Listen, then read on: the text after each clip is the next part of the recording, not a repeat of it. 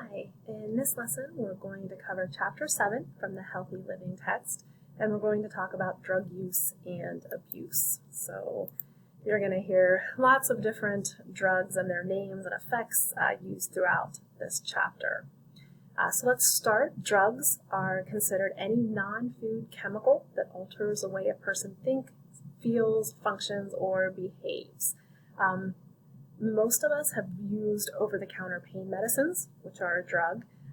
We've had a caffeinated drink to try to stay awake, or had an alcoholic beverage in order to celebrate, and these are all considered drugs.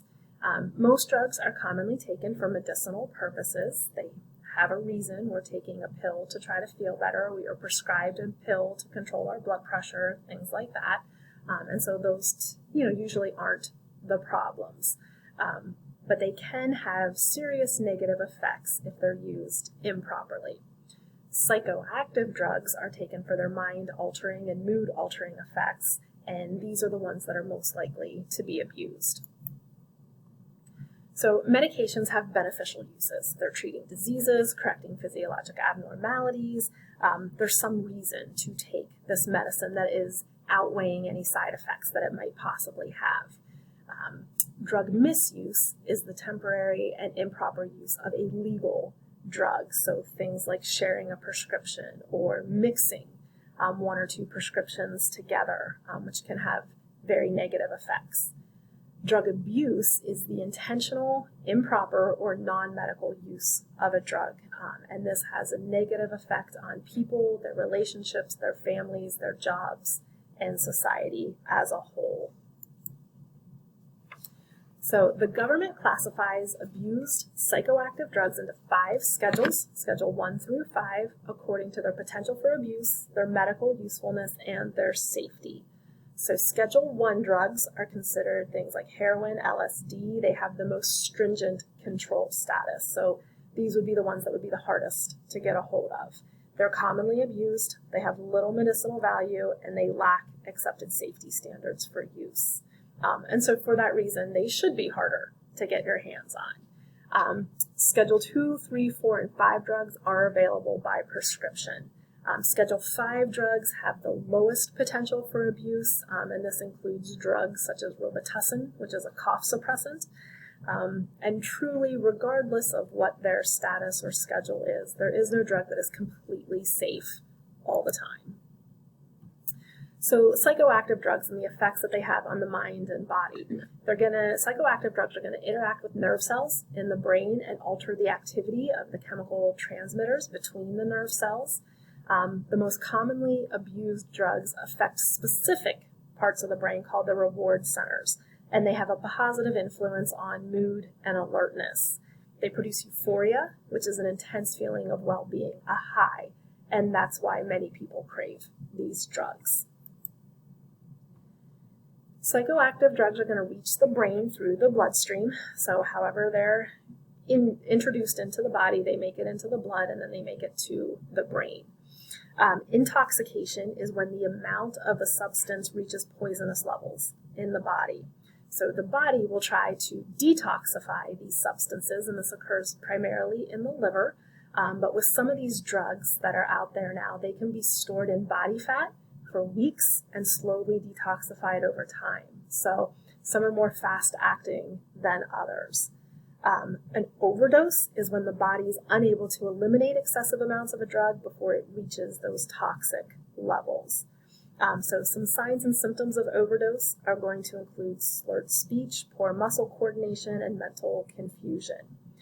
There is a table on page 232 in your text. It's table 7.7, and it describes some of the signs and symptoms of overdose of some of the various drugs that we're going to talk about in this chapter. So you can look at that and learn a little bit more about what an overdose might look like.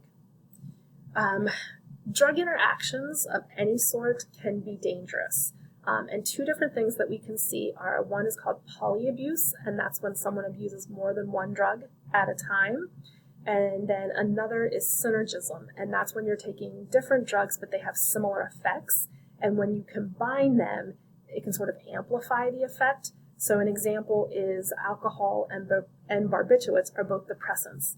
And when you take two depressants together, you have an even higher risk of slowing down the function of the central nervous system and slipping into a coma and possibly dying from that. So it's not a good idea to do drugs. It's never a good idea to mix drugs either. So illicit or illegal drugs have no acceptable medical use in the United States. These would be things like heroin, LSD, cocaine. Approximately 10% of the U.S. population are current illegal or illicit drug users, and about 25% of full-time college students took one or more illicit drugs during the past 30 days as of 2016. And this includes all different types of controlled substances, such as narcotics, antidepressants, stimulants, prescription medications.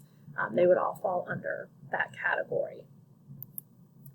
So why do people do psychoactive drugs? Again, it's usually that high, relieving boredom, satisfying curiosity. Curiosity was actually listed as the number one reason why people do try drugs or experiment with drugs.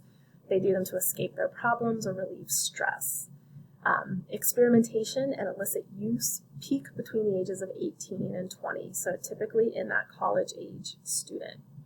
Cigarettes, alcohol, and marijuana are all considered to be gateway drugs. Again, someone who is a smoker, drinks, or uses marijuana are more likely to try other drugs. Dependence or addiction, and these terms are used sort of interchangeably. This is when someone needs the drug in order to function. They have an habitual pattern of taking the drug, and it affects them both physically and psychologically. Addicted people are unable to avoid using the drugs even if they want to stop, and that preoccupation starts to interfere with their daily lives, family, relationships, work. So I mentioned there's both physiologic and psychologic dependent. Physiologic properties are things that happen to the body when someone takes drugs. So when people take them over an extended period of time, their bodies start to make adjustments to try to still function normally. And so they start to build what we call tolerance, which is the ability to endure larger amounts of drugs while the adverse effects decrease. This is when the usual dose no longer produces the same effects, and so the person has to take more and more of the drug to get their desired effect, and this obviously increases the risk for an overdose. Withdrawal is temporary physical and psychological state that happens when certain drugs are discontinued or stopped. There are physical symptoms to withdrawal, things like shaking, anxiety, pain. And withdrawal from certain drugs can actually be fatal. So it is very important for people who are quitting drugs to make sure that they are properly medically detoxed. Psychological dependence is when the person thinks that they need a drug in order to function properly. This results in powerful cravings for the drugs and motivates their drug-seeking behaviors. It can sometimes be difficult to distinguish physiological from psychological withdrawal symptoms. There is no single risk factor for becoming a drug addict. It is usually a complex interaction of biologic, personal, social, and environmental factors. In youth, the risk factors are for increased incidence of drug use, homes where the parents abuse drugs or have mental illnesses, ineffective parenting, lack of a mutual child-to-parent attachment, poor school performance, poor social skills, and friends who use drugs. All of those will increase an individual's chance of using drugs. Protective factors, or basically the opposite of risk factors, things that often help kids from using drugs, are strong family and school ties, parental monitoring of behavior with clear rules for conduct, being good in school, academic success. Those will all help to decrease the incidence of drug use. Also, as silly as this sounds, just the belief that drug use is bad, kids being taught that drugs are bad and truly believing that, usually scares them enough to not try drugs. All right, so now we're going to get into the different types of drugs. So the first one we'll talk about is stimulants. These are going to relieve fatigue, suppress appetite, improve mood. They enhance chemical activity in the brain that influence emotions, attention, sleep, and learning. So users are usually more alert, excitable, and restless within minutes of taking these drugs. And they can increase blood pressure and heart rate, and if taken in excess, that can become life-threatening. Caffeine would fall under this category, and again, this can range up through other types of drugs as well, such as amphetamines and methamphetamines. These are going to increase energy, alertness, lessen the need for sleep, produce euphoria, and suppress the appetite. These are types of synthetic or man-made stimulants as well. Methamphetamine, or speed, is a more potent form of amphetamine. It has really not many medically approved uses. It can be taken as a pill, snorted, injected, or smoked. And overdoses of methamphetamine can be deadly because it can cause heart attacks and strokes. Large doses of methamphetamines can cause chest pains, irregular heartbeat, fever, hallucinations, convulsions. It can cause permanent brain damage, and it can lead to death.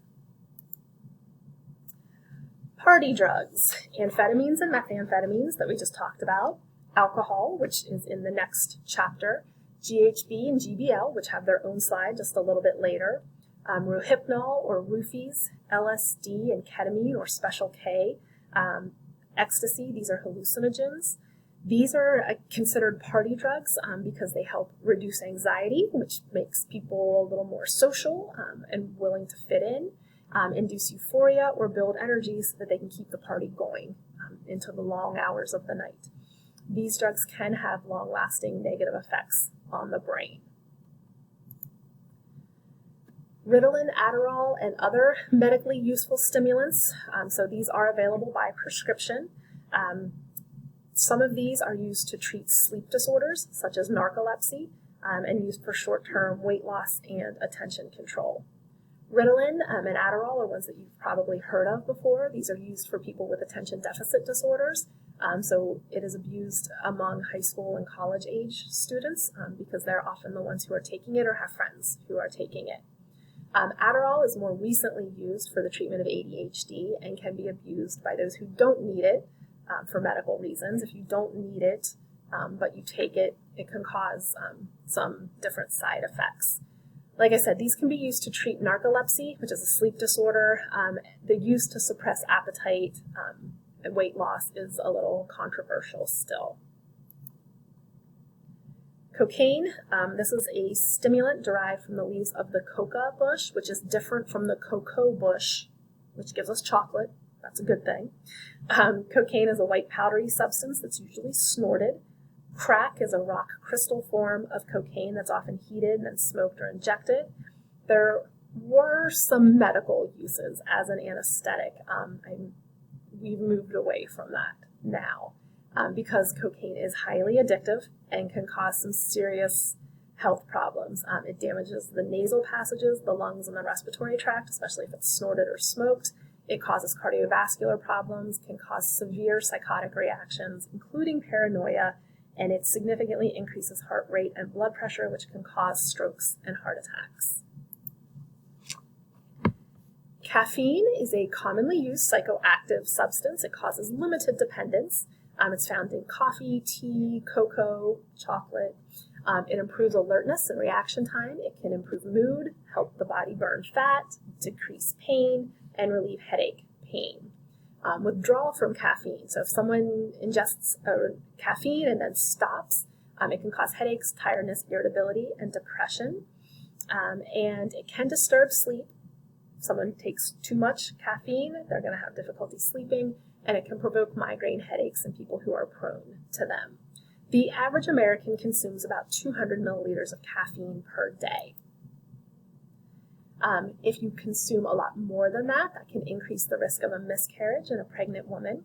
Caffeineism, or overuse of caffeine, high doses, more than 600 milliliters per day, can cause nervousness, trembling, irritation of the stomach lining, insomnia or difficulty sleeping, increased urine production, diarrhea, sweating, and rapid heart rate. Again, caffeine is a stimulant. It's going to stimulate all of these systems. Again, typical caffeine consumption is not harmful to healthy people, so that 200 milligrams or milliliters a day is usually not a problem. On the flip side of stimulants, we have depressants. Depressants are going to slow the activity of the central nervous system that produce sedative or calming effects and can produce drowsiness. Alcohol, barbiturates, minor tranquilizers such as Valium are all considered depressants. Some have medical value, but they can be misused and abused as well. Again, they're going to slow the heart and respiratory or breathing rates, which can increase the risk of death with overdose. So again, if too much of these are taken, it can slow your breathing and your heart rate to the point that they actually stop. Tolerance and dependency can occur with regular use, and withdrawal can be deadly. So again, this is another one where it's important for patients to be properly medically detoxed. Sedatives and tranquilizers, these are depressants that can be used to treat insomnia or anxiety. There are some safer therapies available. Rohypnol or roofies is often referred to as the date rape drug because it produces sedation as well as memory loss while someone is under the drug's influence. This is not available in the United States, but it is available in other countries because it is used to treat insomnia there. As promised, GHB and GBL have their own slide. Bear with me as I go through the pronunciations. GHB is gamma hydroxybutyrate. Don't worry, you don't need to know that. It used to be sold in health food stores. I don't think I said that right the first time. As a dietary supplement. It helped to induce sleep and build muscle. At least that's how it was marketed.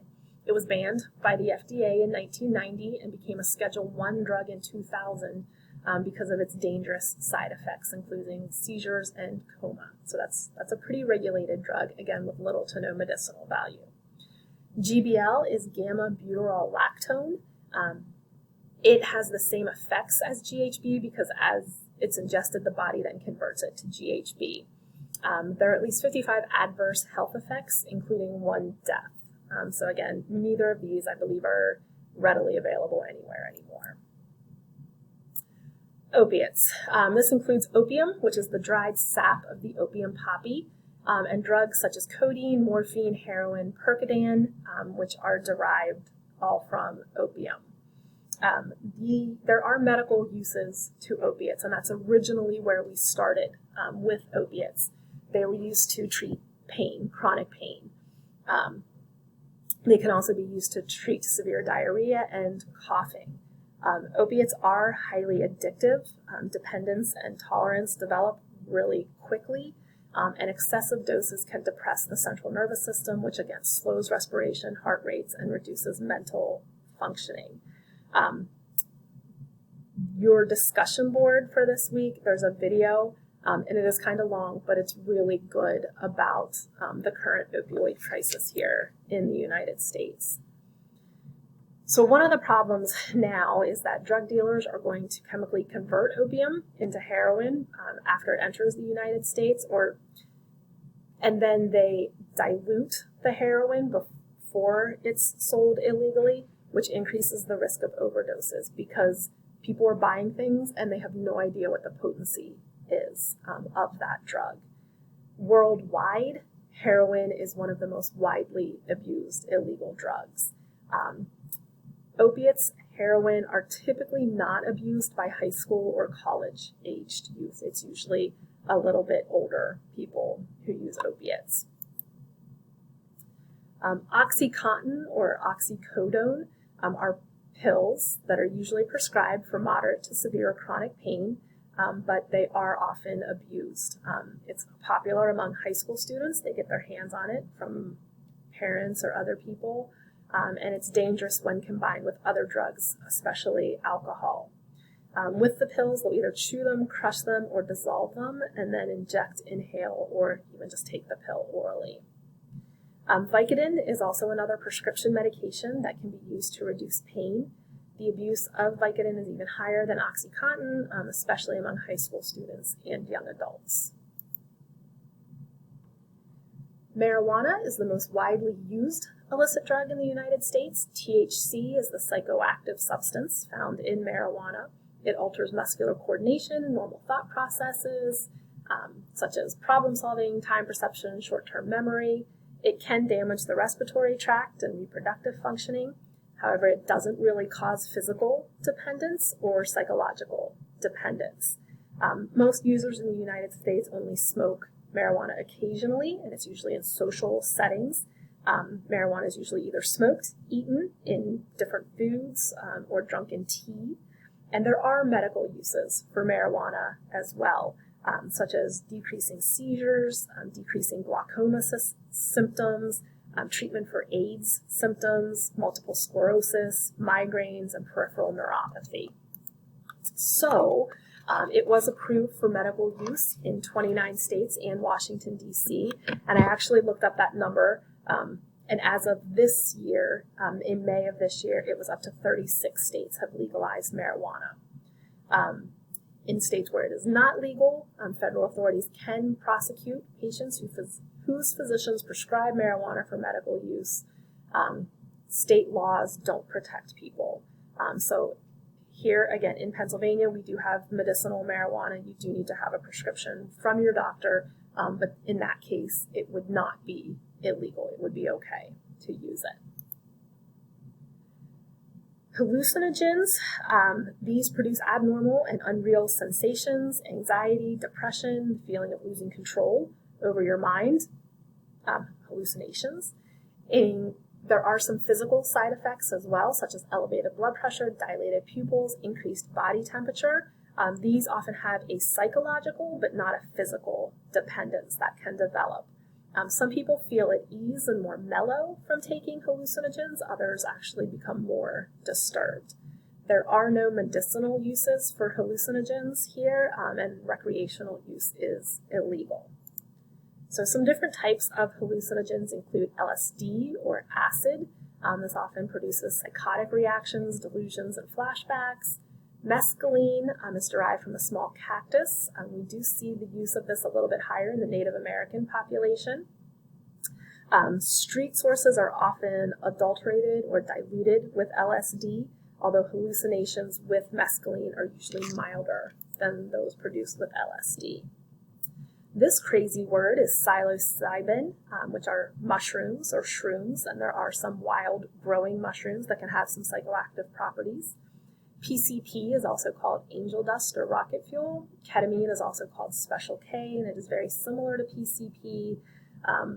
Again, these are hallucinogenic type drugs.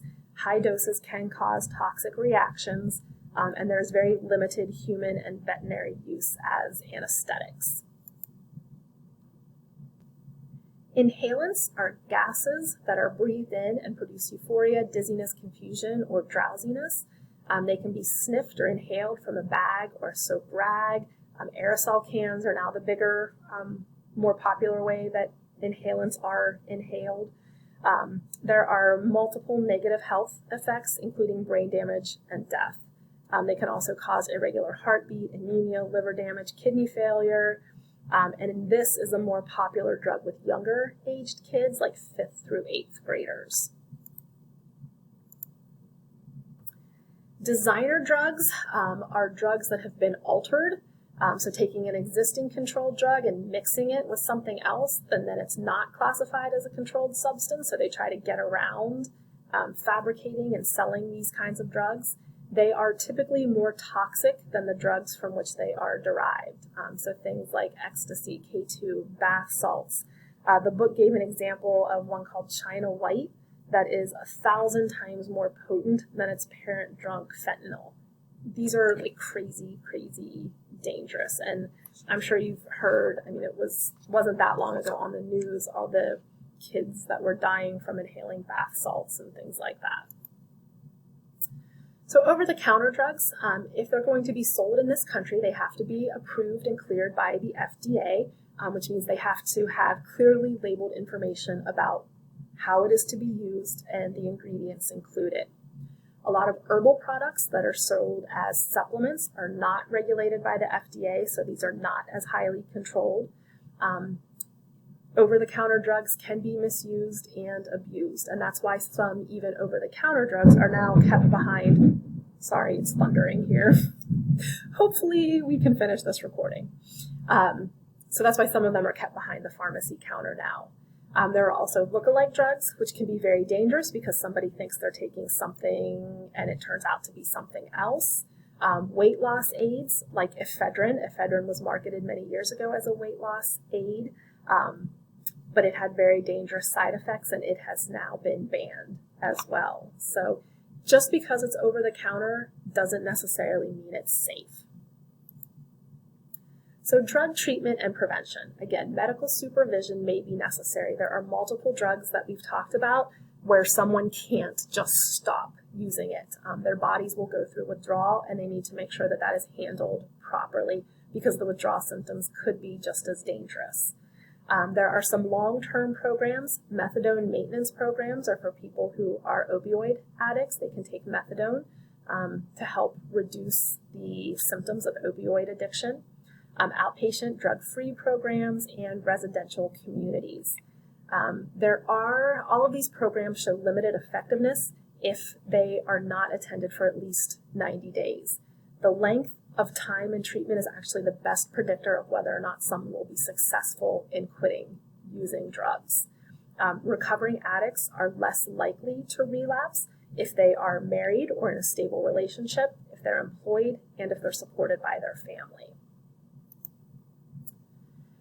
They are developing anti-drug vaccines, which will stimulate the immune system to develop antibodies against a particular drug, so then the user won't feel the effects of the drug and therefore has no reason to use it.